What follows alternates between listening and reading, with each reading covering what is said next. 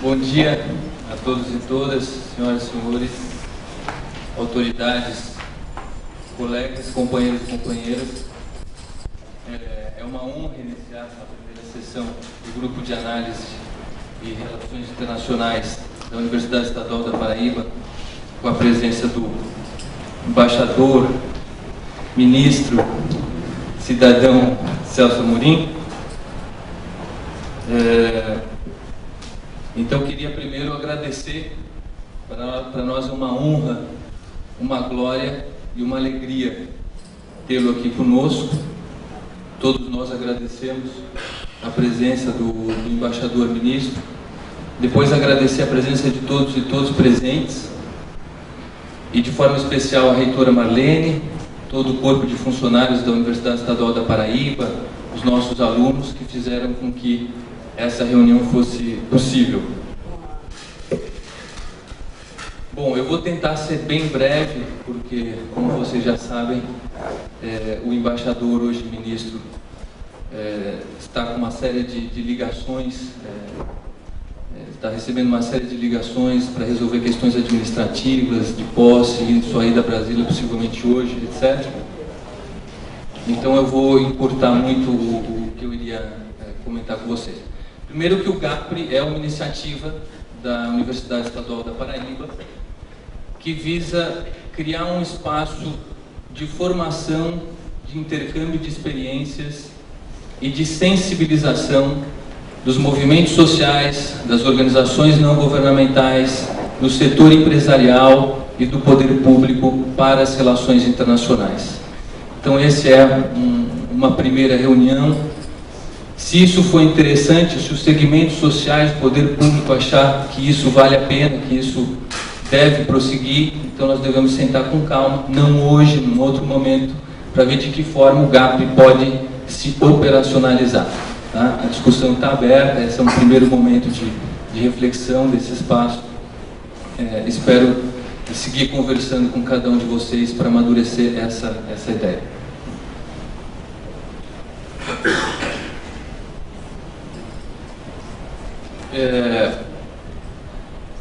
Sobre o embaixador, o ministro, o cidadão Celso Amorim, é muito difícil fazer uma apresentação, vou tentar ser bem breve e um pouco heterodoxo. Acho que uma das virtudes, Celso, não podia deixar de mencionar isso, do embaixador, do ministro Celso Amorim, é a união entre a sua atividade intelectual, entre a sua postura enquanto professor, enquanto pensador, e ao mesmo tempo, ou seja, esse rigor intelectual e ao mesmo tempo uma capacidade de ação prática de homem de Estado, de gestor sem igual. Isso não é dizer pouco, né? Realmente, nós da universidade sabemos que essa junção entre a capacidade intelectual, o pensar e a ação prática é muito difícil de ser conquistada, de ser encontrada numa personalidade de Estado. Então, o Celso reúne esse rigor do pensamento com essa praxe política. A outra questão também, brevemente, é uma espécie de virtude artística ou criativa do embaixador Celso Amorim, que pode ser encontrada já nos discursos de 93, 94, na Assembleia Geral da ONU, quando ele foi chanceler do presidente Itamar.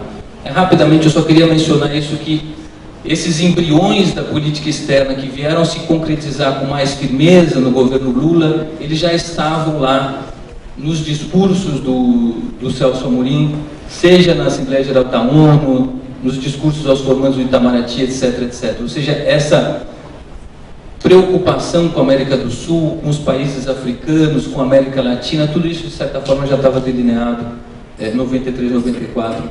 Então há uma, digamos assim, um pensamento de vanguarda, uma criatividade, uma importância realmente dessa figura de Estado, desde os anos 90 até o período atual. Portanto, realmente é um homem da República, né? essa criatividade, que talvez pelo seu gosto e pelo cinema, sua relação com o cinema, com as artes, talvez daí tenha tido um pouco a influência para essa criação que o Celso Amorim imprimiu nas relações exteriores brasileiras nas últimas décadas. Obviamente que existe toda uma tradição, até hoje, pensar uma espécie de linhagem do pensamento de política externa do Brasil, né, que vem de Santiago Dantas, Araújo Castro, Afonso Arinos, quizás Azeredo da Silveira e Celso Amorim, mas a criação e essa forma protagonista realmente é ímpar no caso do embaixador. Então, eu queria agradecer novamente a presença de todos e todas. É uma honra, glória e alegria tê-lo aqui conosco. E eu passo a palavra para a nossa reitora Marlene. Muito obrigada, bom dia a todos. Bom dia, ministro. Seja bem-vindo à Paraíba. E, primeiro, em nome da UEPB, agradecer o convite feito a todas as entidades, as instituições, para se fazer presente neste momento. Ontem à noite, quando recebemos a notícia do nosso embaixador, que hoje está com o ministro, foi uma satisfação dupla. Primeiro, pelo trabalho que todos nós, reconhecidamente, sabemos do nosso ministro Celso Amorim. Foi considerado o melhor chanceler do mundo, eu creio que do ano de 2009. Eu também vou evitar de fazer uma fala longa por uma questão muito objetiva. É óbvio que o tempo do ministro hoje, a cada minuto, vale um outro tempo. Aí o tempo é relativo, por uma questão óbvia. Mas eu só gostaria, ministro, de colocar a ousadia um pouco e para vocês também apresentar um pouco rapidamente a Universidade Estadual da Paraíba. Uma instituição de 45 anos, vocês estão recebendo um selo comemorativo. É uma instituição que nasceu uma autarquia municipal, em 87 é transformada numa universidade estadual, e em 2004 ela ganha um instrumento que fez com que mudasse mais radicalmente a face da universidade, que foi um instrumento, foi uma lei garantindo a autonomia financeira da Universidade Estadual da Paraíba. Isso serve de elemento porque a universidade, a ciência brasileira precisa sair de um patamar, precisa olhar mais e precisa ser tratada como uma política do governo que não pode ficar atrelada a uma repartição ou a lógica de uma repartição pública. Então nós poderemos ou estaremos aí correndo risco de atrasar esse desenvolvimento através da ciência e da tecnologia. Então, esta universidade, em 2004, que não tinha um só programa estricto sensu, nem mestrado, nem doutorado, em 6 anos ela consegue 15 programas, todos recomendados e reconhecidos pela CAPES, seus primeiros doutorados, e conseguimos a ousadia de ter o primeiro curso de relações internacionais na Paraíba, como graduação, mas temos a primeira pós-graduação, o primeiro mestrado do Norte e Nordeste. Porque entendíamos desde aquele momento que era importante essa discussão na Paraíba e qualificar o corpo, pessoas para enfrentar esse debate. Na outra ponta, e eu encerro porque eu não vou perder a oportunidade de ter tantos segmentos sociais e o ministro, de colocar sucintamente uma resolução que nós aprovamos no dia 26 de julho, que eu acredito que daqui a 20 anos, talvez, a Paraíba seguramente será outra. Nós temos na nossa base uma discussão seríssima no Nordeste, mais precisamente no Estado, com a questão do índice de analfabetos no nosso Estado, tanto urbano como rural. Nós temos, se colocarmos no conjunto aqueles conceitos de analfabeto total, funcional, etc., nós passamos seguramente da casa dos 47%. E a UEPB, que é uma universidade do Estado, financiada pelo povo da Paraíba, 100% financiada pelo povo, ela cria um componente curricular chamado Fundamentos Teóricos e Metodológicos do letramento para os cursos de licenciatura como obrigatório, o componente é obrigatório, e para o bacharelado como componente optativo. O que é que significa isso? Na prática, este aluno da licenciatura, e hoje nós temos 18 mil alunos, potencialmente, eles só irão concluir os seus cursos de licenciatura quando alfabetizar ou estando numa sala de aula, fazendo o que nós chamamos, que a gente diz, o letramento é algo para além da alfabetização. Então, este componente, no dia 26 de julho, seguramente irá também ser uma contribuição desta universidade.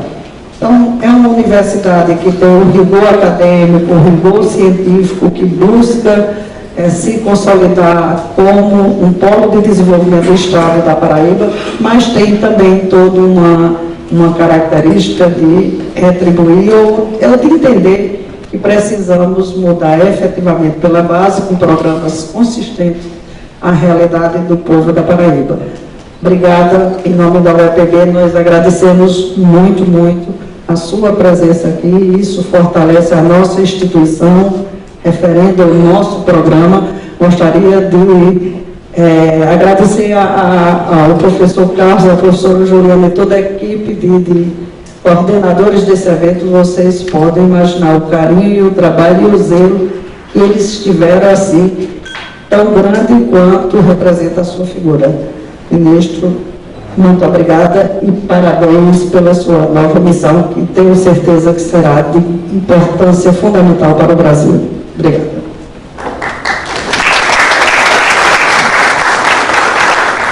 Eu passo a palavra para as considerações do secretário de Educação da Paraíba, em representação do governador Ricardo Coutinho, Afonso Escoculha.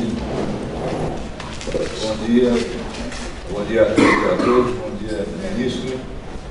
Os agradecimentos já foram feitos, mas eu acho que a gente não custa mais em nome da Secretaria de Educação do Estado e em nome particular do governador Ricardo Coutinho, que felizmente, com uma agenda em Brasília, não pôde estar presente nessa ocasião.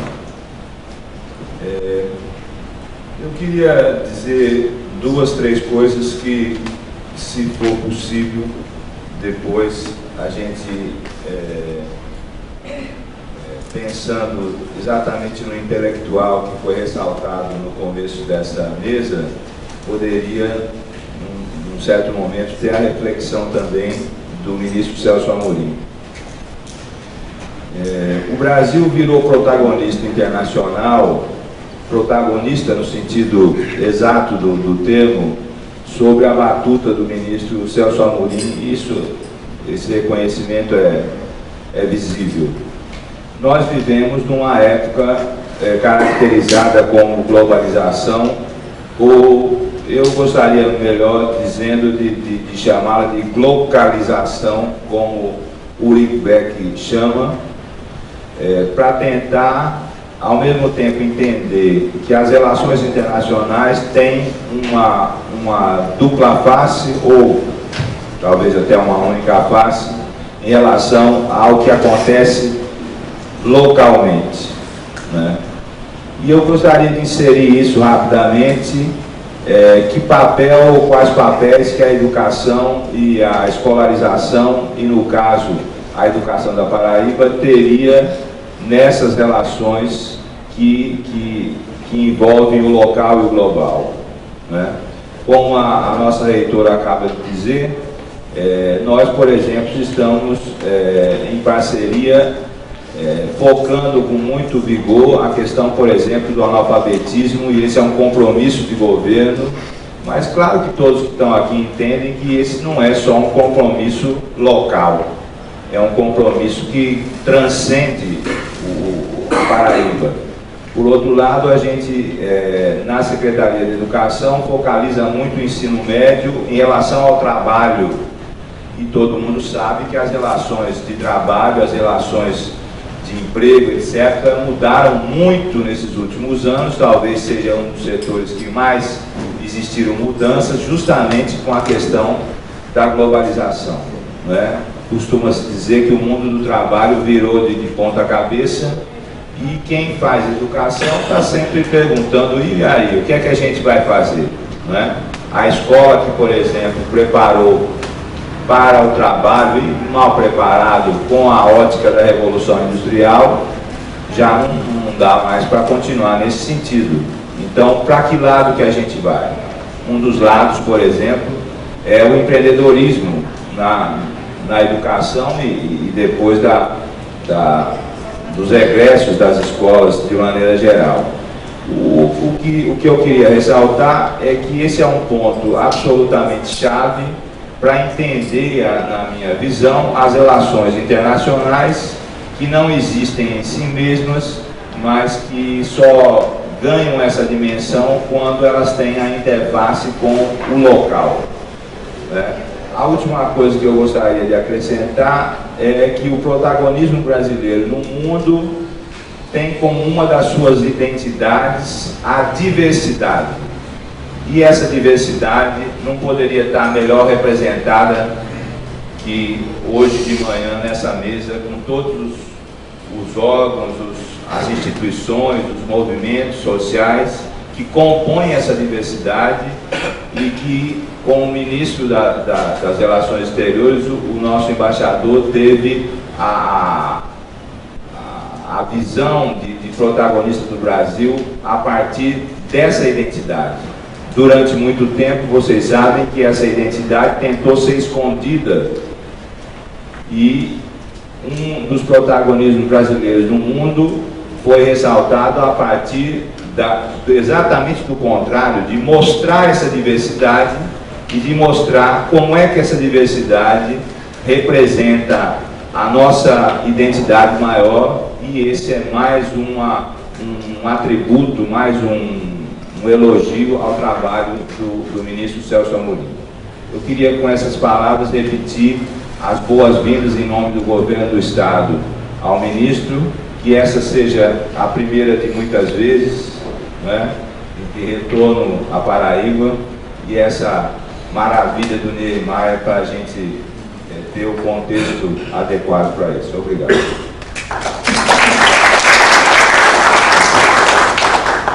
Obrigado a todos e todas. Eu acho que seria interessante para que o ministro tenha ciência de todos os movimentos das universidades, do setor empresarial aqui presente, que rapidamente vocês fizessem uma apresentação dizendo o nome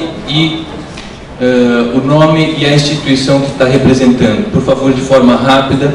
Acho que não vamos conseguir terminar a reunião como planejado, com uma participação mais efetiva dos movimentos, dos segmentos do poder público, mas eu acho que seria interessante essa apresentação para a gente ter a dimensão da representatividade da sociedade paraibana aqui presente. Então, por favor, de forma breve. Obrigado. Bom dia, meu nome é Naide Castro, eu estou representando o secretário Renato Feliciano, da Secretaria de Turismo e Desenvolvimento Econômico do Governo do Estado da Paraíba. Bom dia, eu sou Brunilda Claudino, eu sou proreitora de Finanças da Universidade Estadual da Paraíba. Meu nome é Wilber Jacme, sou presidente da Companhia Docas da Paraíba. Meu nome é João Ricardo Coelho, estou representando a Arquidiocese da Paraíba. Marcelo Sá, sou proreitor de Pesquisa e Extensão da Universidade Federal de Campina Grande. Meu nome é Michel François Fossi, da Assessoria Internacional da Federal de Campina Grande, representando o senhor reitor Thompson Fernandes. Eu sou Aldo Maciel, sou vice-reitor da Universidade Estadual da Paraíba. Marcos Henriques, representando a Central Única dos Trabalhadores e o Sindicato dos Bancários da Paraíba. Edgley Luiz Santos, representando a diretora do SESC, Serviço Social do Comércio da Paraíba. Eula Jansen, representando a Escola Superior da Magistratura. Vitor Hugo, presidente do Sinifisco, Sindicato dos Auditores da Receita Estadual. Almir Nóbrega, sou secretário de Finanças do Partido dos Trabalhadores e sou diretor de Formação Política Sindical do Sinifisco PB. Félix Augusto Rodrigues, assessor para Ações Internacionais da Universidade Federal da Paraíba. Ariosvaldo Diniz, diretor do Centro de Ciências Humanas, Letras e Artes da Universidade Federal da Paraíba e aqui representando o professor Romulo Polari, reitor da UFP. Júlio Rafael, Ceará e Paraíba. Itapuã Boto Targino, diretor institucional do Tribunal de Justiça, representando o presidente desembargador Abraão Lincoln. Bom dia, pastor Silvio Fernandes, Comunidade Evangélica da Paraíba. De Lei, Movimento Sem Terra e da Via Campesina. Luiz Lima, Sindicato dos Trabalhadores em Assistência Técnica e Extensão Rural na Paraíba. Yuri Medeiros, do Senai da Paraíba. Carlinda Medeiros Leite, representando a Federação do Estado da Paraíba. Aldon Bezerra Cavalcante, presidente da Ordem dos Advogados Seccional do Estado da Paraíba. Bom dia a todos e todas. Cícero Romeu, articuladora política do Centro da Maria de Março. Bom dia, Socorro Pimentel, coordenadora do Movimento Negro Organizado da Paraíba. João Araújo, promotor de pesquisa, inovação e pós-graduação do IFPB. Verônica Limonça, assessora internacional do IFPB. Equipe Goretti, coordenadora do Grupo EROD, representando as comunidades tradicionais de terreiro. Carlos Domingues, pesquisador da Embrapa Rodão, chefe de pesquisa, representando o presidente da Embrapa, Pedro Alvarado, e nosso chefe da unidade. Presidente Garcia, diretor-geral da Fundação Parque Ecológico da Paraíba. Romulo Araújo, proreitor de Integração e Desenvolvimento da DOGA do EPB. Meu nome é Felipe Reis, sou professor da mestrado e da graduação de RI da UEPB. Paulo Guma, coordenador da graduação de Relações Internacionais. Ubiana Pita, representando o proreitor de Recursos Humanos da UEPB, Sami Gonzaga de Mello. Henrique Altemani, mestrado em Relações Internacionais da Universidade Estadual da Paraíba. César de Braga Leite Filho, conselheiro do Ministério das Relações Exteriores, lotado no Escritório de Relações da Região Nordeste. Saulo Farias, cônsul do Panamá em Recife. Aparecida Ramos, secretária de Desenvolvimento Humano do Estado da Paraíba.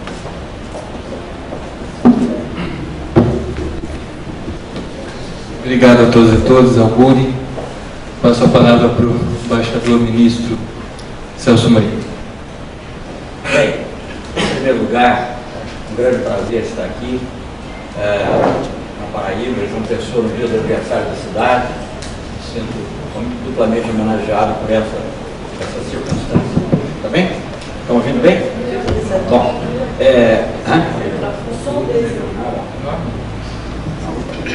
muito bem, esse fala mais. Então, novamente, queria agradecer à reitora, não só por suas palavras, mas pelo convite, transmitido através do Carlos Henrique, e também os secretários aqui, inclusive o secretário de Educação representando o governador. Obviamente não posso mencionar um por um, porque são muitas pessoas, mas é um grande prazer ver um leque tão amplo da sociedade, de órgãos do governo, de várias entidades. Não vejo ninguém da área militar. Eu acho que essa parte...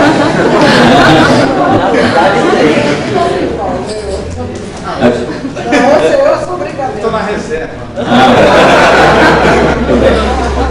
E, bom, antes de começar, eu vou pedir um favor, que essas 4 primeiras, não sei se vai trabalhar a televisão, mas que essas 2 ou 3 que ficam aqui bem de frente para mim, fechem, porque senão eu não vejo o rosto das pessoas que ficam ofuscadas pelo sol.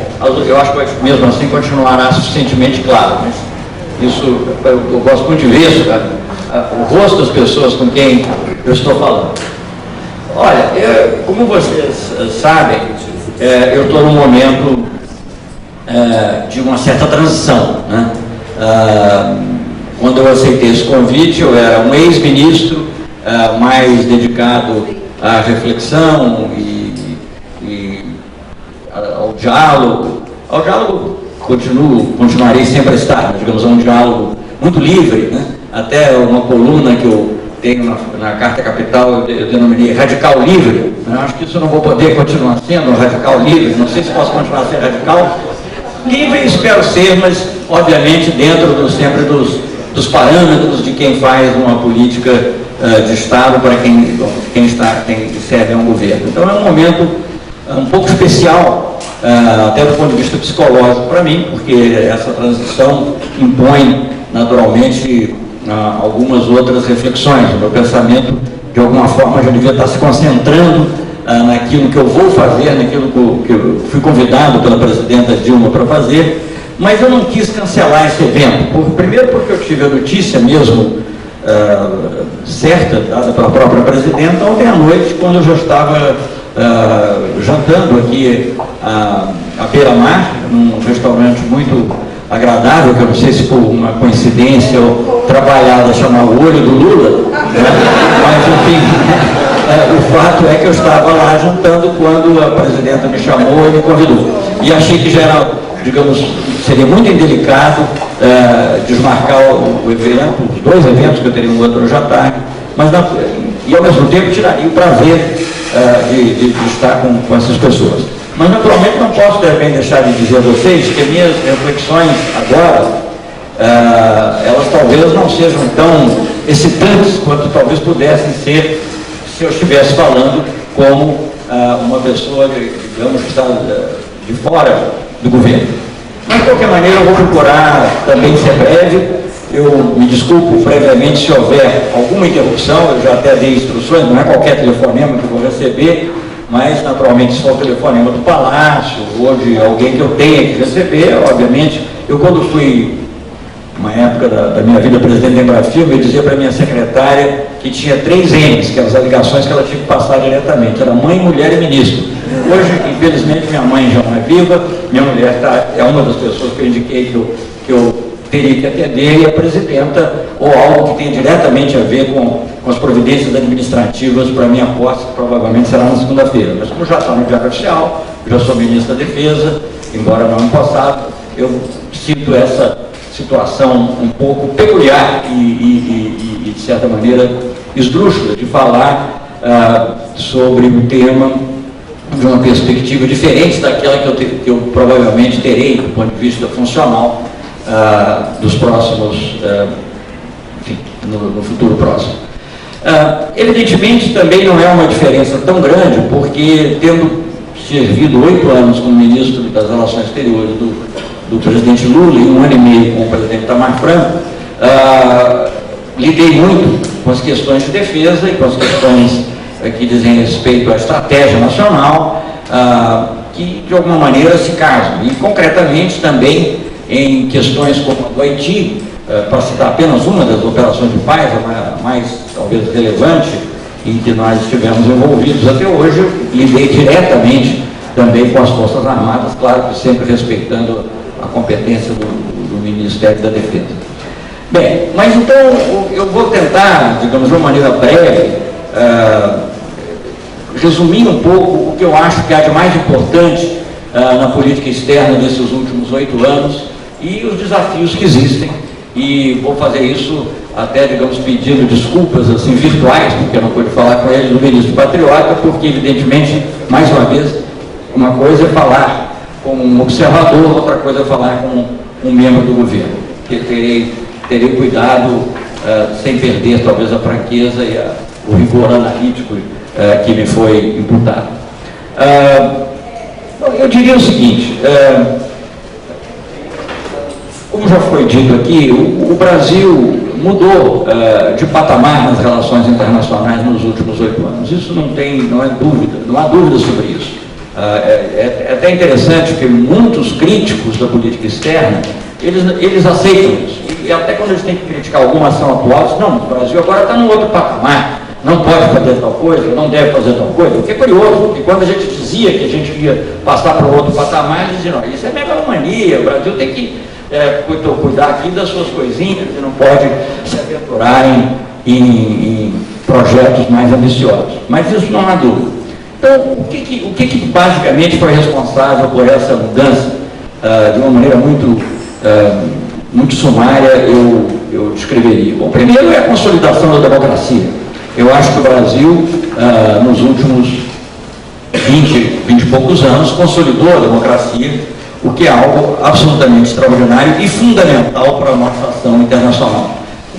Alguém, acho que o professor Carlos Henrique citou aqui, entre outros, o ministro Araújo Castro, que foi o último ministro do João Goulart, e ele costumava dizer, já depois desse período, que o Brasil tinha hipotecas na sua política externa. Então, uma das hipotecas era essa, a falta de democracia. Quer dizer, você não podia falar muito alto sobre certas coisas porque você tinha telhado de vidro em muitos sentidos, né? Então, a consolidação da democracia foi um aspecto fundamental para o respeito que os outros países têm pelo Brasil, além de, naturalmente, ter contribuído de forma decisiva para o aumento da autoestima dos brasileiros, o que também é um fator importante para a nossa ação internacional.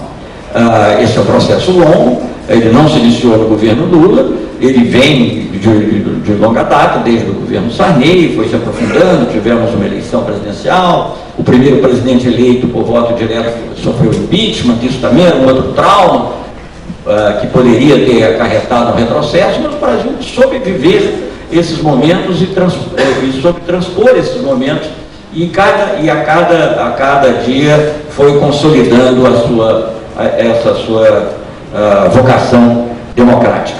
Outro elemento que é importante também, não se pode desconhecer, é o fato de que o Brasil, de 20 anos para cá, ou 15 anos para cá, passou a ter uma economia estável e, mais recentemente, o crescimento econômico. Isso também é importante.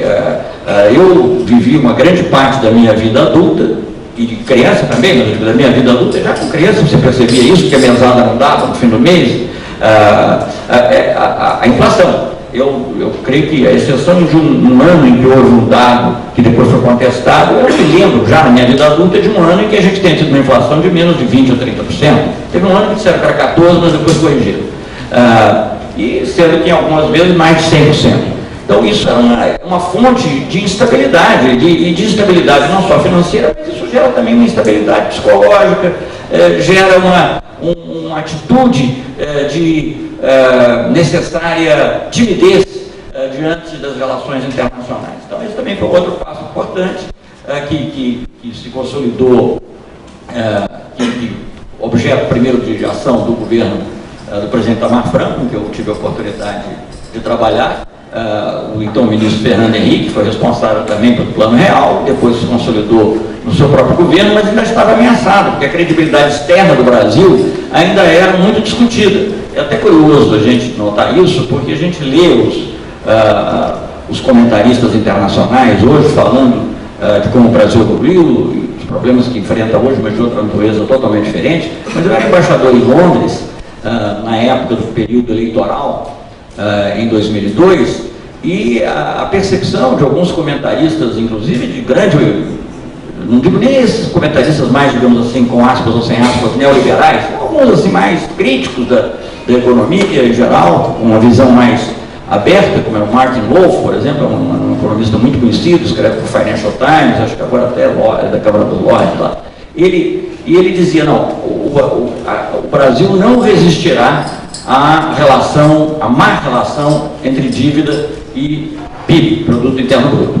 E ele dizia que se fosse eleito Serra, o Brasil ia quebrar em, sei lá, 5 anos. Os anos não são precisos. Se fosse o Lula, ia quebrar imediatamente. Então essa era a visão que havia sobre ele. Ia quebrar de qualquer maneira, era uma questão só de saber quanto tempo levaria. Bem, foi eleito o Lula, que ele disse que levaria a uma falência imediata, e ao contrário, se consolidou a estabilidade econômica e se criaram bases, inclusive, para o crescimento econômico. Então esse é o segundo fator importante para que o Brasil pudesse atuar no mundo de uma maneira mais livre e usando uma palavra que talvez depois eu volte a ela, para desassombrada. Né? Eu gosto muito da palavra desassombrada, porque desassombro significa não ter medo da própria sombra. Né? E o Brasil antes tinha medo da sua própria sombra. E isso foi uma das coisas que mudou no Brasil. Bem, e o terceiro fator também muito importante, e todos esses fatores de alguma maneira estão ligados, mas o terceiro fator muito importante, e esse seguramente se desenvolveu de maneira muito mais clara no governo Lula, foi a diminuição da desigualdade. Porque a maior chaga que a sociedade brasileira tem é a desigualdade. E o que ocorresse no Brasil, com crescimento ou sem crescimento, eu não posso dizer com inflação ou sem inflação, porque era sempre com inflação, mas enfim, o Brasil, a desigualdade aumentava. Há um famoso índice que os economistas conhecem, que é o índice de Gini, e esse índice sempre piorava. Eu tomei conhecimento dele ainda na época do governo militar, eu vivia no exterior, e me lembro de um economista americano, Albert Fishel, que estudando o problema da distribuição de renda no Brasil, apontava esse fato, como a distribuição de renda era ruim e piorava. Bem, eu acho que essa mudança talvez tenha sido de todas, claro, o crescimento, a consolidação da democracia, o diálogo com os movimentos sociais, há muitos outros aspectos, mas essa consciência de que era preciso diminuir a desigualdade no Brasil, desigualdade de gênero, de raça, de classes sociais, e a consciência disso e o fato de que isso tenha sido mudado na prática, não só os 30 milhões que passaram para a classe média, mas a diminuição da pobreza extrema, eu acho também que foi um fator fundamental para a mudança de percepção que o Brasil, de que o Brasil é objeto no mundo. Mas não só isso, é que mesmo antes dessa mudança se operar plenamente, o fato de que nós estávamos empenhados nesse projeto, um projeto que procurava transformar o Brasil em um país mais igualitário, mais justo, também melhorou a nossa disposição. Isso foi percebido fora. Então aí eu entro num quarto fator, que eu citei três, mas tem um quarto fator, que é o fator psicológico. E é muito importante, sobretudo na política externa, você não pode desprezar o fator psicológico, que é a autoestima.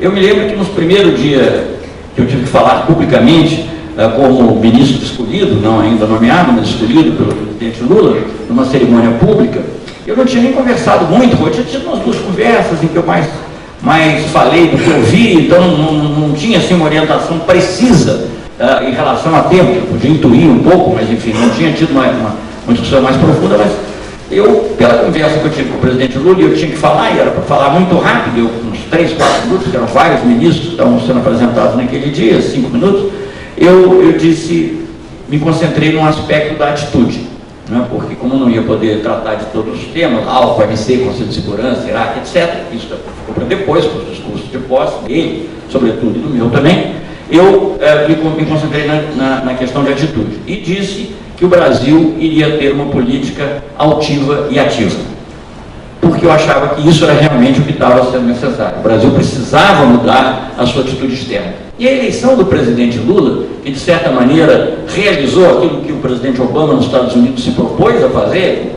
não sabemos ainda se realizará ou não, mas o fato assim, sim, podemos, a eleição do presidente Lula já representava isso, ela não teve slogan, mas poderia ter tido. Nós podemos eleger um operário metalúrgico, líder de um partido dos trabalhadores, líder sindical, como presidente da República, e nós podemos, com essa pessoa, com esse líder, transformar o Brasil.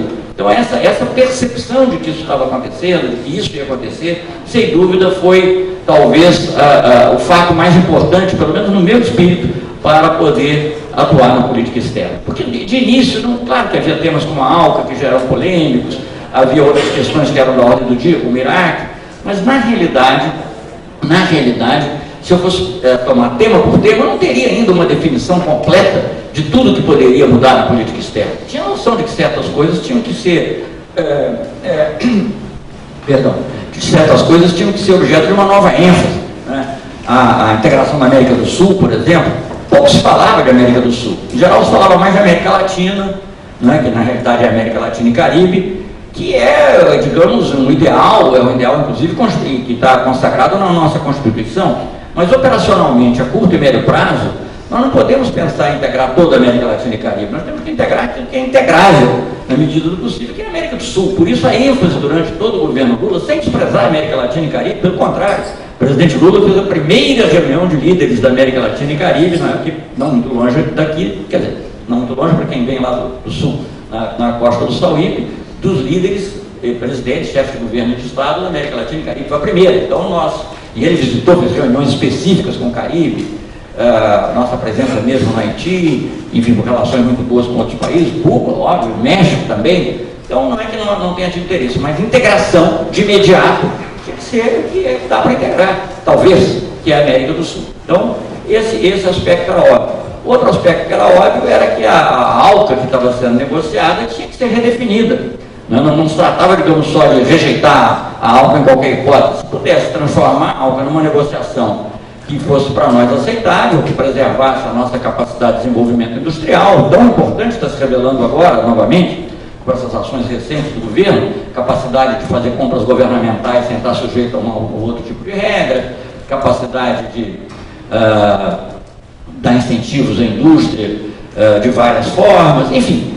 Então, aí, obviamente, era necessário ter uma rediscussão das bases em que a ALCA estava colocada. Nós tentamos fazer, depois não deu certo, e a ALCA hoje em dia é história. Mas, de qualquer maneira, havia essa necessidade. Isso era óbvio, havia uma necessidade óbvia do Brasil ter uma postura em relação a uma ameaça iminente de invasão do Iraque, e nós tivemos essa postura. E havia também, digamos assim, a percepção de que as nossas relações com a África tinham ficado desprezadas nos últimos anos. Claro que se você perguntasse a qualquer ministro, vamos ser justos aqui com os meus antecessores mesmo, eles todos diriam, não, o Brasil tem muito interesse na África, mas acontece que tinha um interesse que era teórico, abstrato. Na hora de viajava para Paris, viajava para Londres, viajava para Nova York, e não viajava para a África. Eu não vou fazer a contabilidade, nem interessa, mas se você comparar o número de vezes que o presidente Lula esteve na África, o número de países que ele visitou, provavelmente não, eu diria certamente mais do que todos os antecessores somados. E o número de vezes em que eu estive na África, também nunca fiz essa conta, deve estar por aí também em relação aos meus antecessores. Eu visitei todos os países que o presidente Lula visitou e ainda alguns outros, naturalmente, na minha função de ministro do exterior, sendo que alguns, várias vezes. Então isso também era uma coisa evidente que precisava mudar. Mas outros aspectos foram surgindo com o tempo. Não é? Como é que o Brasil se posiciona em relação à questão da rodada de Doha, da Organização Mundial de Comércio?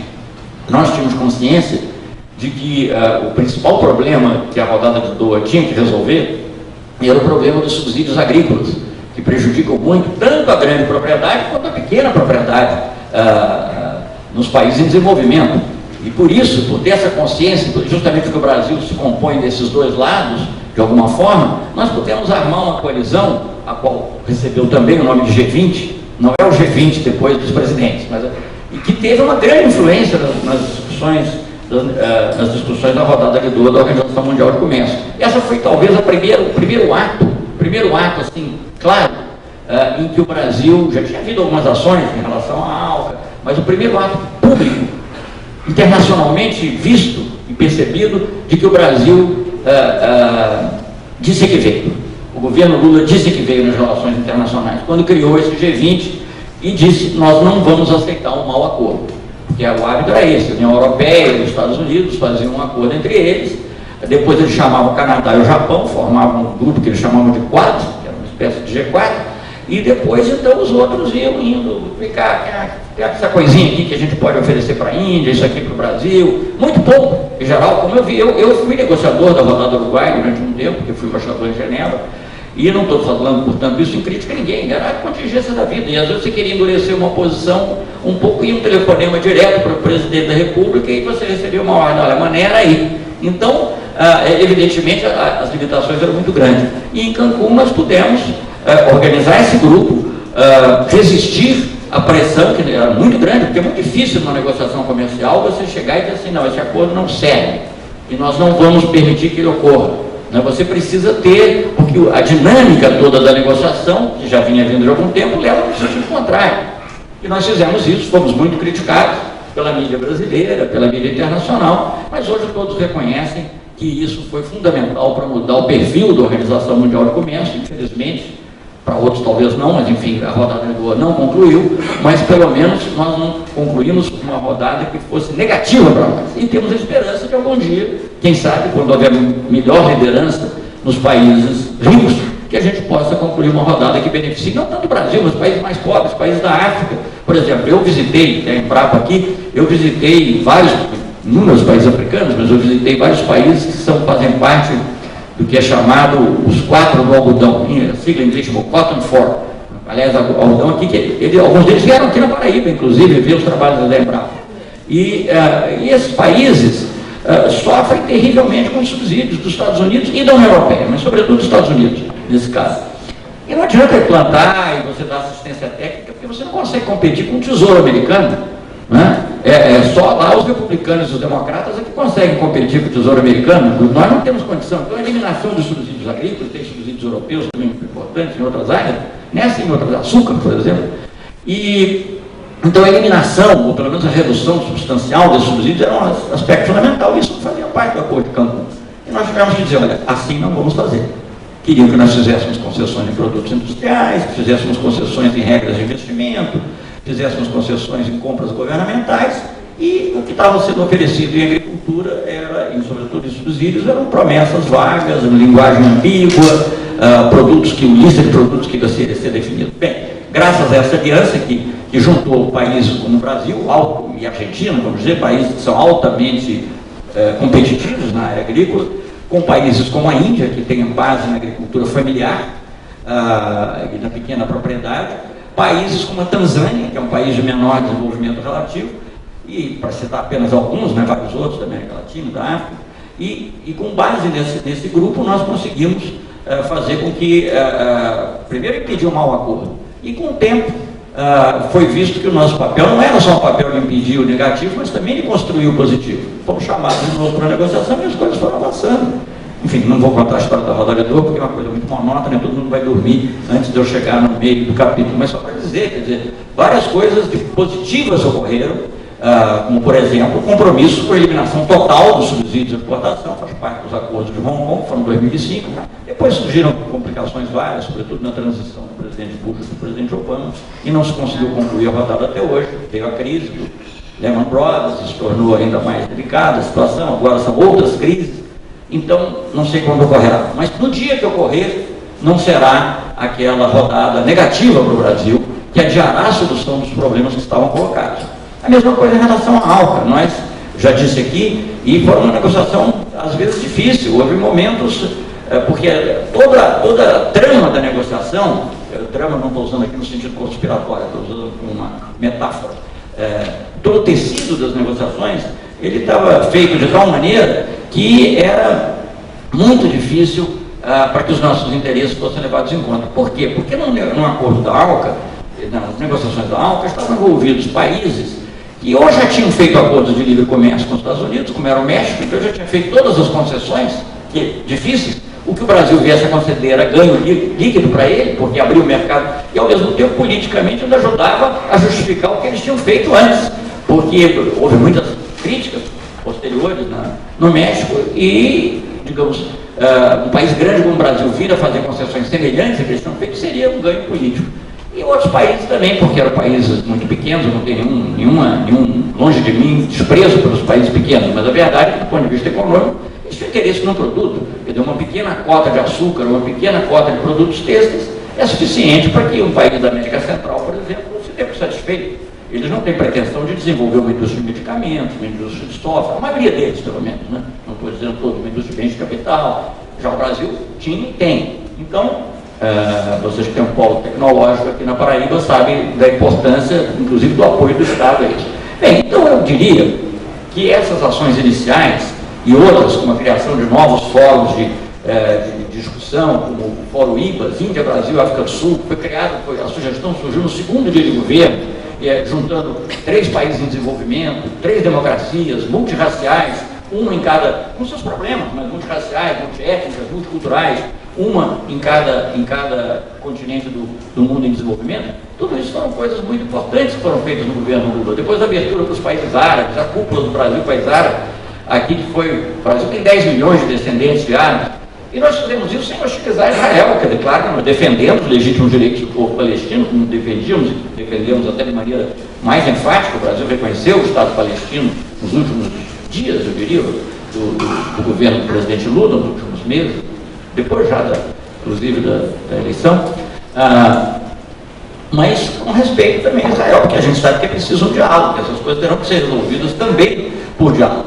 Então, foram tomadas várias atitudes desse tipo. O Brasil, quando veio a crise financeira global, o Brasil estava preparado para enfrentá-la, graças em grande parte a essa diversificação de parceiros. Quer dizer, o Brasil não dependia de um único mercado, diferentemente, eu estou citando o México, não tem nenhuma crítica, não é uma questão, é uma questão do destino. Tinha um presidente mexicano que dizia: pobre México, tão longe de Deus e tão perto dos Estados Unidos.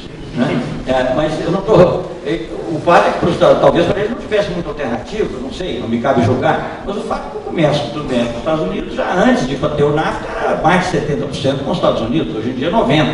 Mas para o Brasil não, o Brasil tinha uma base de diversificação e nos interessava aumentar essa diversificação.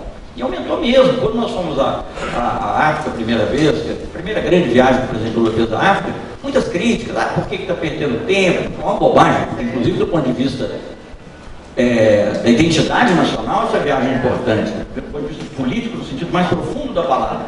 Mas além desse, sociológico, eu diria, mas além desse interesse sociológico e político, também é bom negócio. O nosso comércio com a África aumentou, multiplicou-se por 5 durante o governo Lula. Caiu um pouquinho com a crise e está se recuperando, não sei se recuperou totalmente, porque não tem as últimas estatísticas. Uma das coisas que você descobre quando você deixa de ser ministro é que as informações param de fluir, né? Mas, enfim, quintuplicou. E a África, hoje, eu gosto de citar esse número porque é muito expressivo, assim, para quem... A África, se fosse um país isolado, nos números de 2008, se eu não me engano, ela seria o nosso 4º parceiro comercial. País.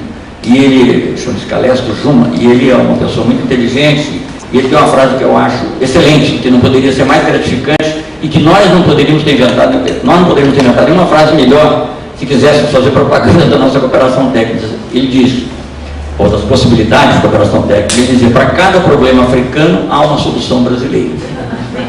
Eu não sei se é totalmente verdadeiro, mas que é muito bonita a frase, e é muito estimulante para que haja essa cooperação. Então a percepção existe também do outro lado, não é só o Brasil voluntaristicamente querendo ir ao outro lado. Eu dei o nome de um artigo meu: a África tem sede de Brasil.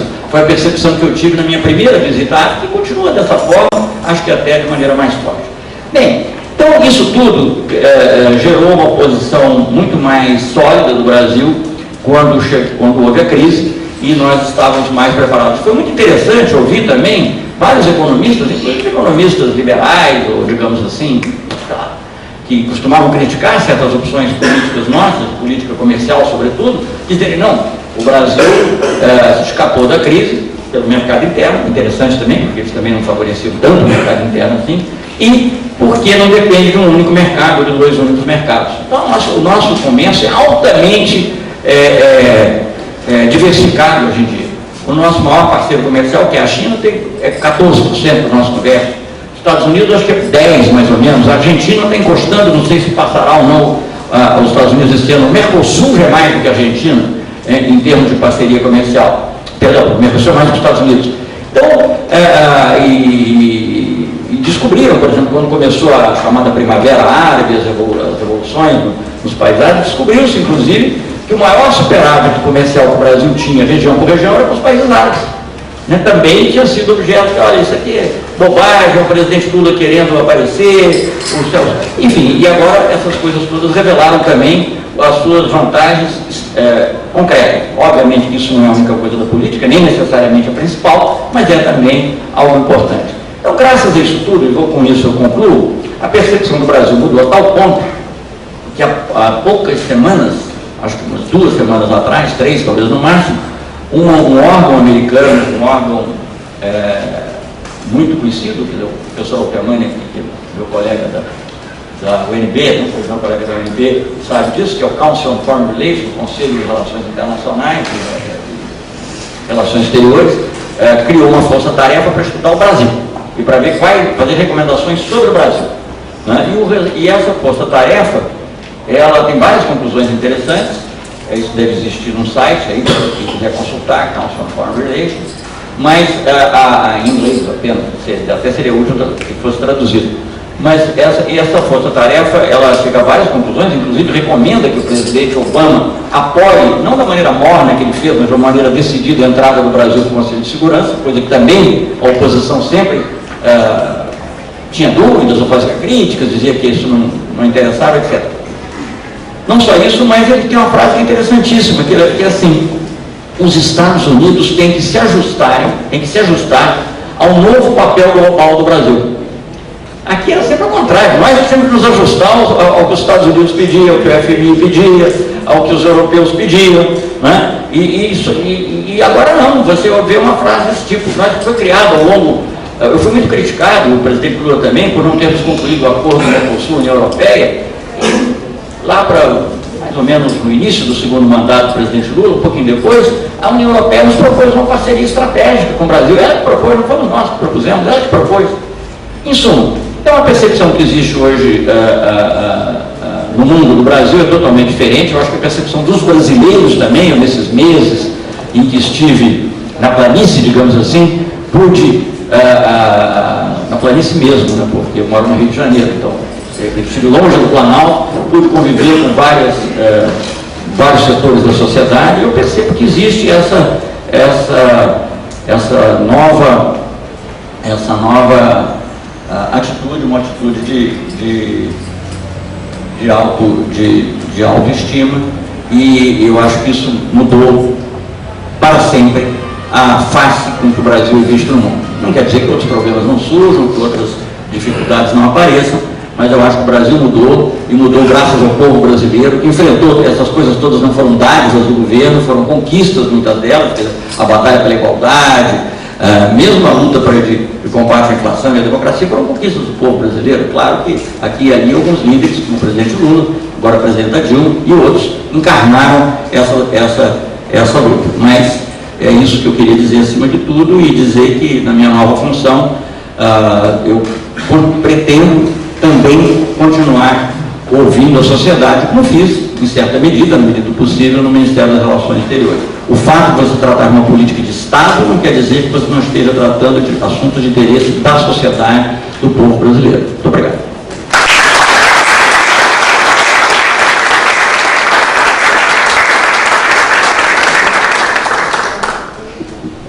Bom, eu vou abrir a palavra, nós temos acho que tem uns 30 minutos para consideração dos presentes, fazer um bloco de 4 inscrições. Seria interessante pelo menos a gente ter a participação dos setores dos movimentos sociais, sociedade civil, depois bloco empresarial, as universidades e obviamente o setor público. Aparecida pediu a palavra, por favor. Bom dia a todos, bom dia ministro. Eu quero parabenizá-lo. Não é à toa que, estando na Paraíba, às vésperas hoje do nosso aniversário aqui, recebeu a notícia. Isso para a gente reveste de uma importância pelo trabalho que foi exercido nesse período que esteve à frente aí das relações internacionais do nosso Brasil. Parabenizar o EPB. Quero dizer que não é à toa que nós temos uma reunião tão representativa. Poderíamos estar aqui na condição formal de cumprir uma agenda do governo do Estado, mas, como podem ver, tem representação das igrejas, das universidades, do movimento dos trabalhadores, movimentos sociais, o que significa que o interlocutor tem legitimidade e credibilidade. Trazê-lo pelas mãos da UEPB é algo que também eu gostaria de destacar. Não é à toa que a UEPB o traz e o faz no empreendimento e quando convida tudo, e é muito bom que seja a universidade, porque nós temos aqui a UEPB, a UFPB, a UFCG, são universidades públicas, e no estado da Paraíba, essas universidades, mais do que qualquer estado do Brasil, elas possuem um papel fundamental, papel fundamental como indutora do desenvolvimento econômico e social do Estado. Então, o EPB está de parabéns, quero aí dizer da importância do evento.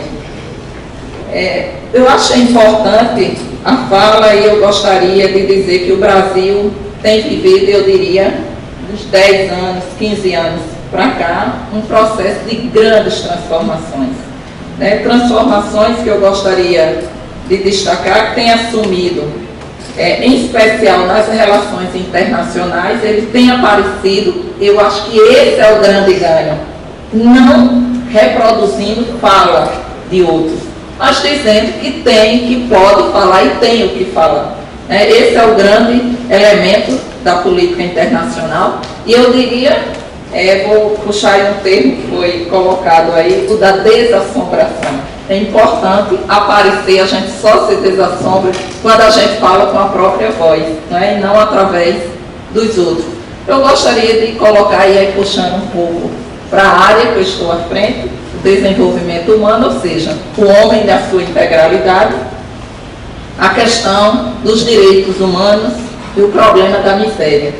Talvez o Brasil só tenha se desassombrado frente a outros países quando ele assumiu que no Brasil sim tinha miséria e que nós precisávamos dar conta dela. E a miséria tratada não meramente como uma questão ética, como uma questão moral, mas a miséria sendo tratada da seguinte forma: não existe desenvolvimento econômico, e a história deste país prova isso, onde boa parte da nossa população ela esteja totalmente fora de qualquer crescimento econômico. Então, trazer essas pessoas, trazer esses que hoje nós poderíamos dizer são 16 milhões, mas já foram 40, né, para o Procende, para o cenário, e dizer o seguinte: ó, sem vocês não há aquecimento econômico interno, portanto, isso tem uma consequência direta nas relações internacionais. Então, é fundamental o desafio da pobreza extrema está colocado. A Paraíba é o 4º estado.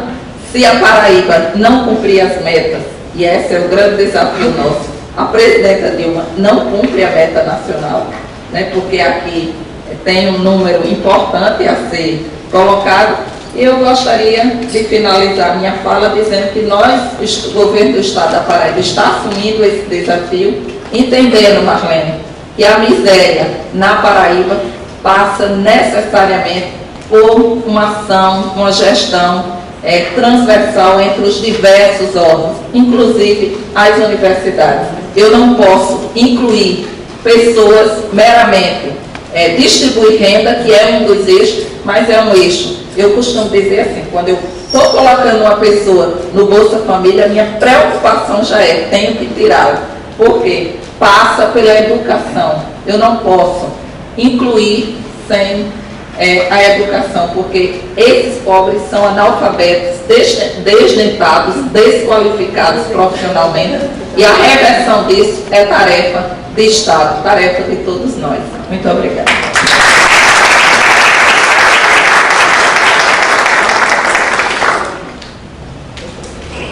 Pediu a palavra os sindicatos bancários, por favor.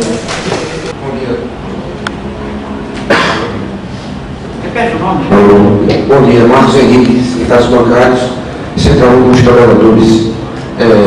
Parabéns, ministro, pela nova nomeação. Acho que muito do sucesso do governo do presidente Lula deve ser sua atuação solidária, né, com os países, e uma atuação muito altiva. Tem algumas perguntas aqui. Por exemplo, queria que o senhor falasse um pouco sobre os acordos bilaterais. A gente sabe que com a extinção da ALCA, teremos alguns acordos bilaterais que, em determinado momento, grande parte do mercado interno se queixa por conta de muitos produtos que entram, principalmente da China e tal. A gente sabe que a balança comercial, a China é um grande parceiro na balança comercial, mas eu queria que o senhor falasse um pouco sobre esses acordos bilaterais, como eles foram realizados e o custo-benefício para o nosso país. Segundo, eu queria saber também sobre a questão das empresas que entram no Brasil, empresas multinacionais, como é que é feita essa universalização no que diz respeito ao tratamento aos trabalhadores? Porque, vou dizer, o HSBC, que é um banco internacional, ele está demitindo, vai demitir mais de 600 trabalhadores, enquanto que em outros países a demissão praticamente não existe. Então, se existe alguma trava para que esses bancos, não só bancos, como por exemplo o Walmart, que é uma empresa do mercado, como é feita, se existe algum filtro, alguma relação para respeito ao trabalhador brasileiro, coisa que a gente não percebe dessas empresas que vêm para o nosso Brasil, vêm para o nosso país, usufruem da nossa terra, e tratam muito mal aos nossos trabalhadores. E também queria falar um pouco sobre a questão da agricultura. A gente sabe que hoje o Brasil tem uma grande parte da agricultura familiar. Eu queria saber se existe algum programa para que esses pequenos agricultores possam exportar, alguma política que seja através de cooperativas.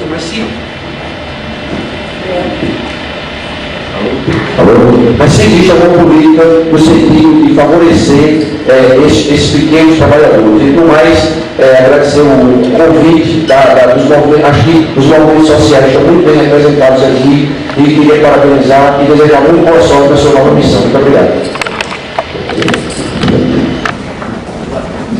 Eu vou buscar ser o mais sucinto possível e objetivo, em razão até da entrada da hora e a participação de outras pessoas. Ministro, primeiro, parabenizar a Vossa Excelência pela futura investidura no cargo, agradecer dos advogados e do povo brasileiro a sua atuação na política internacional. A minha pergunta vai para dois momentos, uma política internacional e uma segurança nacional, aquela que o senhor vai assumir a partir de agora. É com a questão da Amazônia. Eu estive recentemente na Argentina e há uma preocupação sistemática também daquele povo em relação à invasão da Amazônia. E eu falo da Amazônia brasileira e como vai ficar a nossa soberania, porque ao que se custa e ao que se propaga, seria uma zona internacional. Como o Brasil vai tratar essa política com os países vizinhos? Essa questão da soberania nacional, da questão da Amazônia, e como tratar com os países vizinhos. Bom dia a todos e a todas, senhor embaixador, ministro, as demais pessoas da mesa aqui presente. Eu quero, em nome do movimento Socorro Pimentel, Movimento Negro, eu quero agradecer em nome da nossa entidade o convite formulado de podermos estar aqui sendo representados. Aqui foram feitas suas falas, parabenizo toda a explanação e da nossa secretária Cida, eu vou em cima das duas falas, com relação à etnia negra deste país, a identidade um pouco sofrida no constante das lutas diárias. Algumas falas foram importantes, como focos: pobreza, escolarização, dignidade humana, exercício pleno da cidadania. Partindo desses pontos, e o que foi elencado pelas falas do ministro e da secretária, eu questiono ao ministro e o embaixador até então: o que é que pode ser feito nessas relações internacionais, sobretudo na relação Brasil-África, Brasil, já que somos um país multirracial, multicultural? Como falar de umas políticas afirmativas que venham contemplar de fato e de direito a população negra brasileira no tocante à saúde, à educação, a questão do que falou a nossa secretária da fome e da miséria? E a fome e a pobreza tem uma cor, e essa cor é negra. Eu gostaria que o senhor se posicionasse com relação a essas políticas que são implementadas, mas de fato não acontecem para nós. Gostaria de parabenizar também ao novo ministro e Nós, camponeses, dizemos assim: se o boi soubesse a força que ele tem, não deixava lutar cangalha. E o nosso país, se ele soubesse a força, não é? Nós somos dos países mais ricos do mundo nesse momento histórico, não é? Por causa das riquezas naturais que nós temos hoje concentradas nesse país. Então, não dá para negar que houve enormes avanços no governo Lula. Mas me parece que nós temos que ser um pouco mais solidários, com ações solidárias com os países. Por exemplo, nós no MST hoje temos uma brigada no Haiti, trabalhando voluntariamente. Pergunto qual é a contribuição para esses companheiros que estão lá do Estado brasileiro. Então, eu acho que assim, a nossa relação, ela não pode ser uma relação de mercadoria, simplesmente de comercialização, mas ela tem que ser também uma relação de solidariedade entre os povos. E aí a gente pega os países mais pobres, como Cuba, quando houve o terremoto no Haiti, no outro dia estavam lá, né, milhares de cubanos médicos contribuindo. Então, às vezes, aqui no Brasil, a gente tem um potencial, mas tarda muito no sentido de contribuir com a solidariedade desses países. E, por último, Paraíba é o estado do Brasil que tem doutor por metro quadrado. Tem mais doutor por metro quadrado. Porém, é o estado quarto, estado com maior miserabilidade. Isso é vergonhoso. E nós, pobres, se nós queremos ter médicos ou queremos ter profissionais, nós temos que enviar para outros países pela solidariedade que tem esses países. Como nós temos hoje, enquanto MST, 118 alunos fazendo medicina em Cuba, porque a educação brasileira não nos permite capacitar filhos de pobres para serem médicos. E isso já fazem mais de 8 anos.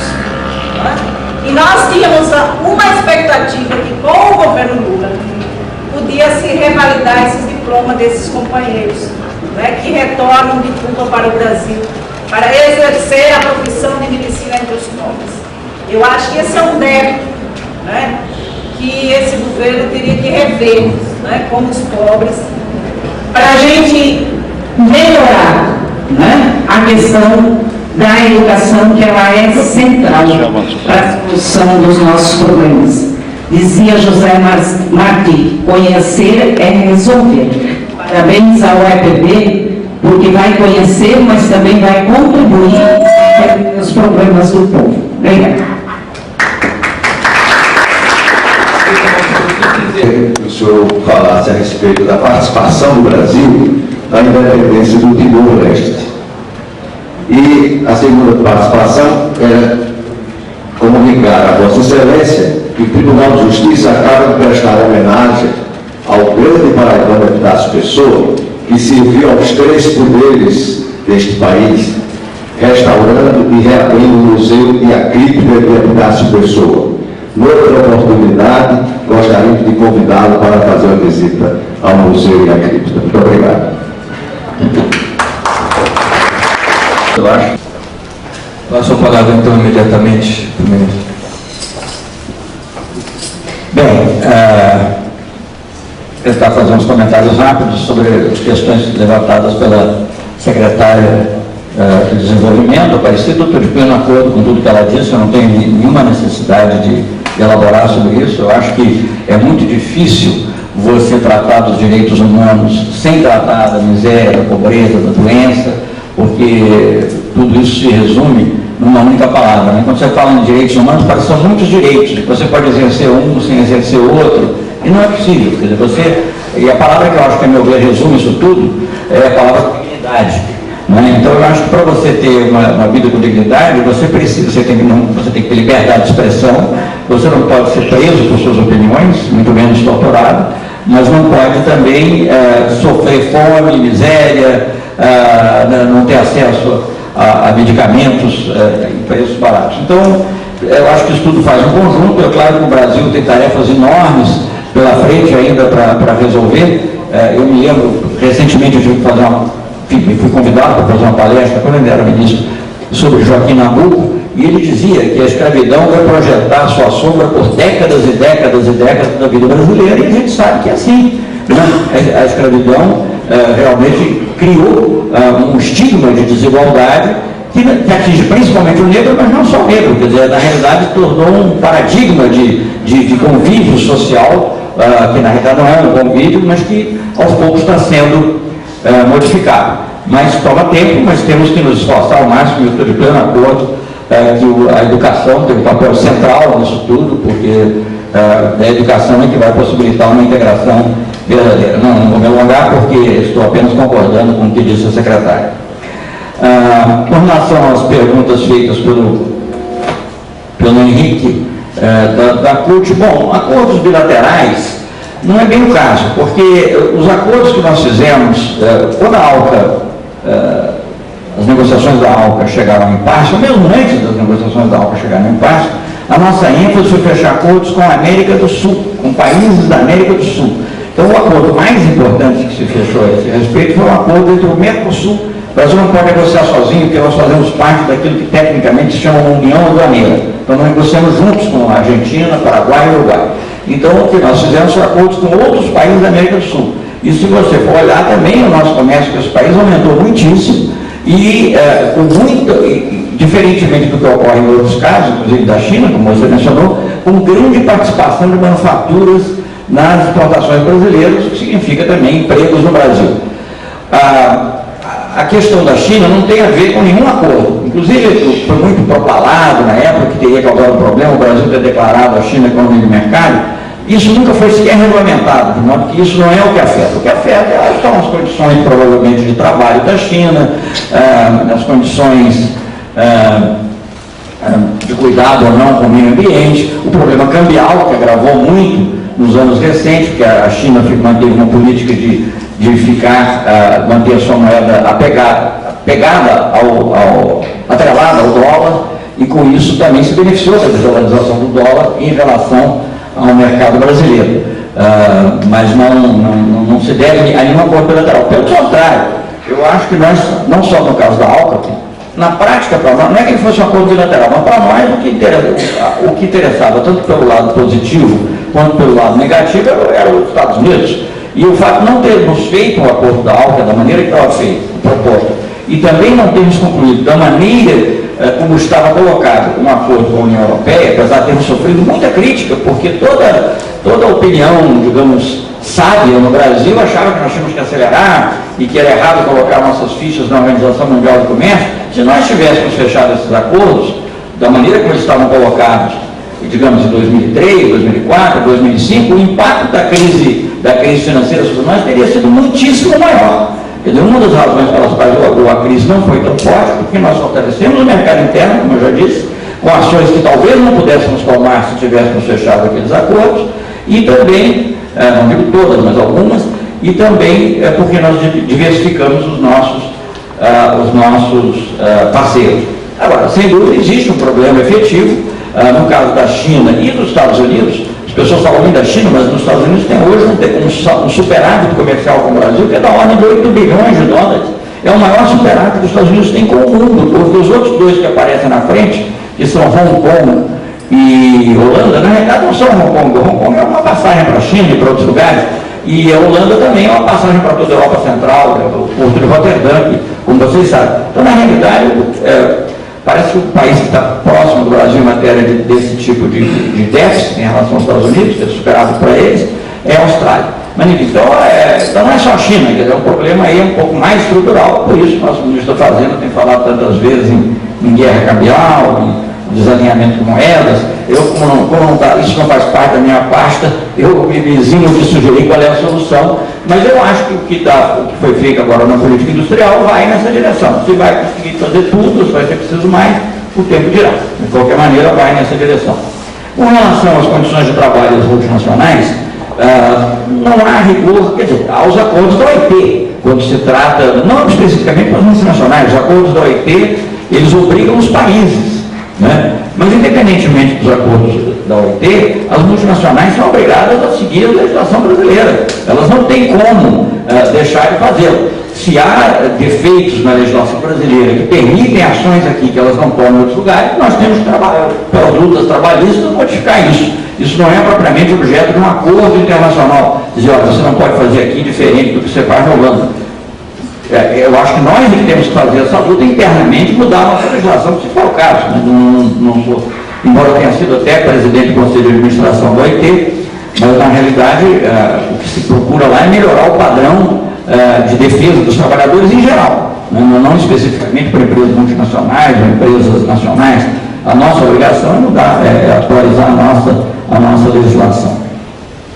Com relação aos agricultores, inclusive de pequeno porte, nós sempre procuramos atuar, não posso dizer que isso tenha sido perfeito, mas digamos, nós sempre procuramos ter, inclusive nas delegações brasileiras na OMC, vários representantes da sociedade civil, inclusive da agricultura familiar, e atuar sempre em conjunto com o Ministério do Desenvolvimento Agrário, que, digamos, filtrava e nos transmitia essas preocupações. Tanto assim que o Brasil pôde adotar, nas negociações da rodada de Doha, uma atitude que levava em conta também, não só os interesses do agronegócio, mas também da agricultura familiar. Nossa preocupação, por exemplo, com questões como dumping na área de lácteos e várias outras que eu talvez tivesse dificuldade assim de dizer. Agora, talvez ainda possa ser feito mais pela exportação. Na realidade, hoje sabemos que a agricultura familiar brasileira, se não me engano, responde 70% do consumo de alimentos no Brasil, que é uma coisa extraordinária, porque ocupando uma área muito pequena, mas na exportação talvez ainda tenha que crescer mais. Agora, na exportação, nós temos que enfrentar a competição dos preços internacionais.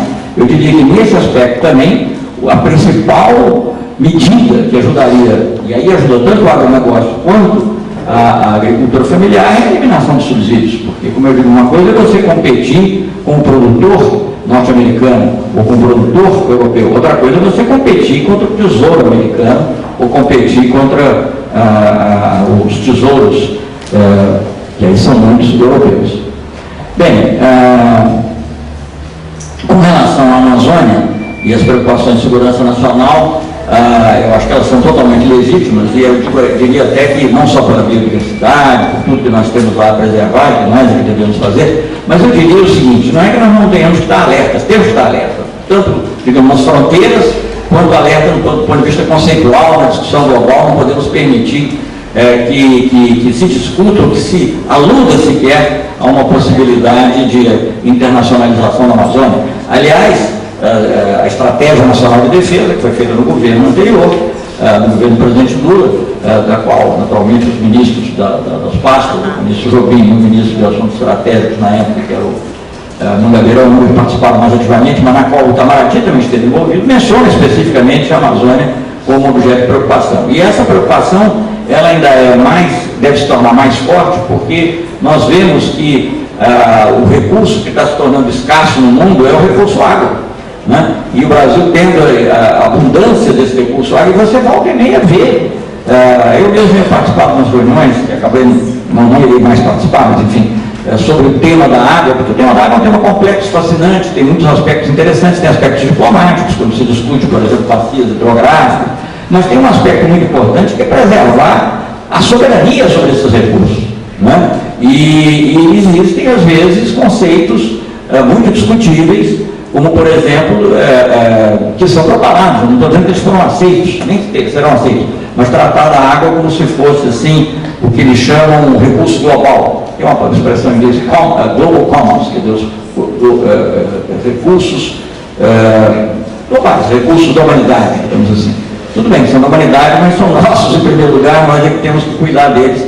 E eu acho que essa tem sido a atitude. Quer dizer, nós temos uma preocupação, sim, o governo tem uma preocupação muito forte com a sustentabilidade. Eu acho que é importante que tenha. Eu espero que o Ministério da Defesa também possa contribuir para essa preocupação legítima com a sustentabilidade, porque isso é parte do nosso patrimônio, mas somos nós que vamos cuidar dela. Podemos ter alguma cooperação internacional, se isso for conveniente. Por exemplo, tivemos até com a Noruega, onde acabou de ocorrer uma tremenda tragédia, até tremendo ato terrorista, marcado também por esse estigma de preconceito, mas temos um programa com eles em que eles nos se comprometem a repassar recursos que têm que ser usados para desenvolvimento sustentável também, em função de desmatamento que deixou de haver. Isso é positivo, porque é uma coisa que nós fazemos, pelo nosso interesse, eles não ditam as regras, somos nós que fazemos, mas se o resultado for X, que beneficia a nós e a humanidade, eles transferem recursos que nós investimos em outros projetos de desenvolvimento sustentável, mas não ter decisões totalmente soberanas a esse respeito. Bem, eu acho que o governo Lula fez muito pela causa dos negros no Brasil, mas eu concordo plenamente, há muito ainda que fazer. Eu vou lhe dizer francamente, eu como fui embaixador na ONU, e ministro, fui embaixador em Genebra, mas vamos dizer embaixador na ONU, eu frequentemente, quando se discutiu uma questão ligada ao preconceito racial, ficava meio envergonhado, porque a delegação brasileira não tinha nenhum negro que fosse, quer dizer, a gente falava muito de democracia racial, mas olhava em volta, pelo menos nenhum negro assumidamente negro, né? Quer dizer, tinha, nós todos somos misturados, graças a Deus, mas não tinha nenhum, e isso é um lado positivo, mas isso também serviu muitas vezes de desculpa para não fazer o que é necessário em matéria de ação afirmativa.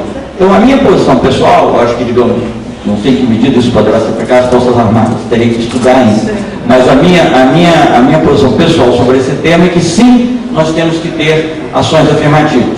E eu ajudei a criar ou desenvolver algumas no próprio Itamaraty. Bolsas de estudos para estudantes afrodescendentes, e temos hoje, eu tinha um assessor no meu gabinete que não era assim, digamos, porque tinha assim, no passado no Brasil, como o nosso preconceito é muito mais de cor do que de raça no sentido antigo da palavra, vamos dizer, tinha assim pessoas que eram de alguma maneira mestiças, mas que eram a cor da pele, né? Que a gente dizia, não, era aceita, mas ter negro mesmo, que evidente, era muito mais difícil. Isso está sendo superado. Eu tive no meu gabinete, agora, aliás, trabalho em Nova York, um assessor que é diplomata, ele passou no exame, não foi aceito assim, passou no exame, mas ele fez a bolsa, ele fez o curso, a bolsa se preparou, porque o problema da desigualdade é que ela se perpetua, não é? Porque você não tem condições de dar educação, não tem condições, e aí você, mesmo que não tenha uma discriminação formal, mesmo que você não proíba, a pessoa não tem condições de entrar. Então eu sempre dizia que isso não era um problema na realidade só de beneficiar a raça negra, digamos, ou beneficiar as minorias, mas era uma necessidade nossa, porque o Ministério das Relações Exteriores tem que ser representativo do povo brasileiro. Então isso eu acredito que vale para todas as instâncias do Estado. Mas há muita coisa por fazer ainda. Para mencionar ainda uma última coisa que nós temos, o último ato administrativo da minha gestão foi uma portaria que criou, o exame do Instituto Rio Branco se divide em 3 fases, mas a primeira é que elimina mais candidatos, porque em geral são 8.000 candidatos e aí, o número de vagas varia de ano a ano, mas estava sendo 100, esse ano vai ser menos, acho que no ano que vem deve voltar a ser um número expressivo. Mas enfim, a primeira fase reduz de 800 para 300. Então, nós criamos uma cota de pelo menos 10%, para o comecinho desses que 300, era uma cota adicional, 300 mais 30, pelo menos 30 teriam que ser negros. Né? Então, isso é um passo positivo e eu acho que demonstra uma atitude também anti-elitista da nossa administração. Mas eu concordo que tem muito o que fazer. Bem, com relação à solidariedade, eu estou em pleno acordo, eu acho que a nossa presença no Haiti, que foi muito, inclusive, às vezes criticada, ela no início, ela possibilitou o exercício efetivo da solidariedade pelos movimentos sociais, como é o caso lá do MST, e também por ações da Embrapa, por ações do MDA, por ações de outros órgãos. Os brasileiros estavam lá agindo na ocasião do terremoto, efetivamente.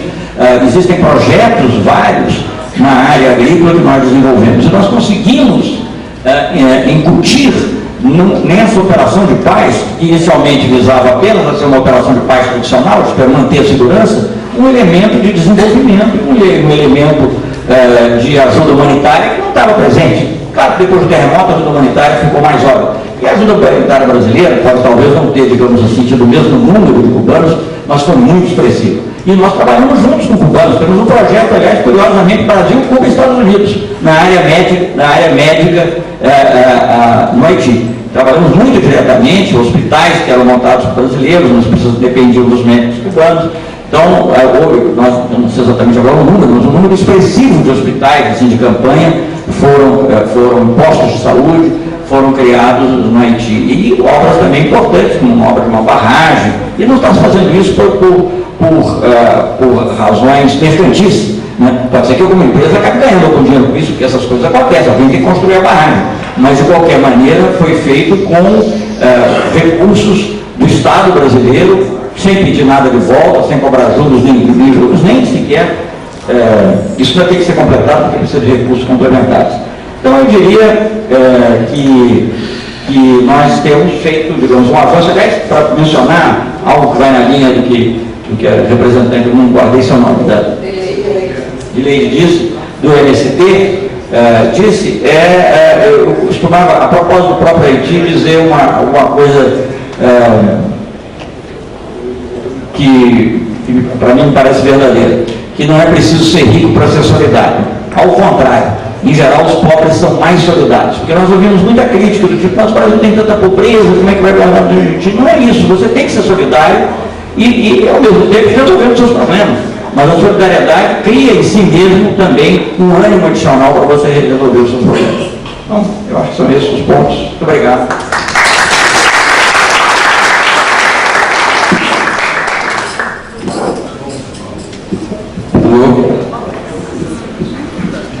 Alô? Bom, então, algumas palavras finais sobre o GAP. Eu acho que foi um sucesso. O Grupo de Análise de Política e de Relações Internacionais é uma iniciativa da Universidade Estadual da Paraíba, pautado em duas grandes convicções, na verdade, em um princípio muito forte da universidade e uma convicção que está um tanto nova. O primeiro princípio, a convicção da Universidade Estadual da Paraíba, é de trabalhar diretamente com a sociedade, de trabalhar diretamente com os segmentos sociais, o setor empresarial, com as outras universidades, poder público, etc. Então esse é um princípio e uma característica forte da universidade. É preciso estar junto com a sociedade paraibana. E em segundo lugar, uma convicção que quiçá um tanto recente, da necessidade de trabalharmos mais fortemente na internacionalização do Estado da Paraíba, da sociedade paraibana. Nós temos, vocês sabem, o único programa de pós-graduação de relações internacionais da região norte e nordeste do Brasil. Nós temos um programa que está se consolidando de graduação e de mestrado em relações internacionais, e um pouco por conta desse novo corpo, nós levamos a ideia para a magnífica reitora e ela se empenhou pessoalmente nessa proposta do GAP. Então, existe essa convicção, o movimento da terra já está internacionalizado com a via campesina, o setor empresarial que precisa estar atento aos novos mercados, seja na África, na América do Sul, os governos municipais, o governo estadual, obviamente o algodão, enfim, todos os segmentos, de certa forma, precisam estar conectados e entender as relações internacionais contemporâneas. Acreditamos que isso é um imperativo, um diagnóstico que nós fazemos é imperativo se internacionalizar, obviamente com calma, com coerência, com estudo, etc. E gostaríamos de partilhar essa preocupação com vocês. Esperamos que essa preocupação seja também acolhida por parte dos movimentos sociais, dos segmentos empresariais, etc. E que a gente continue nesse trabalho do GRAP, que posteriormente nós vamos conversar com mais cuidado. Novamente agradecer a presença do ministro, espero que o sucesso pessoal siga no seu caminho, porque isso significa também um sucesso para o povo brasileiro. Muito obrigado. O ministro, ele queria fazer ainda...